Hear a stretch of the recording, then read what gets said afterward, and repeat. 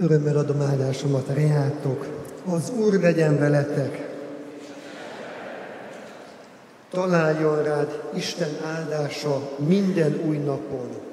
Angyalok őrizzenek utadon, bármerre jársz. A menny világossága ragyogjon rád, és töltse meg dallal szívedet. Isten fénye ragyogja be szíved közepét. Krisztus lángja gyújtsa lángra benned a szeretetet.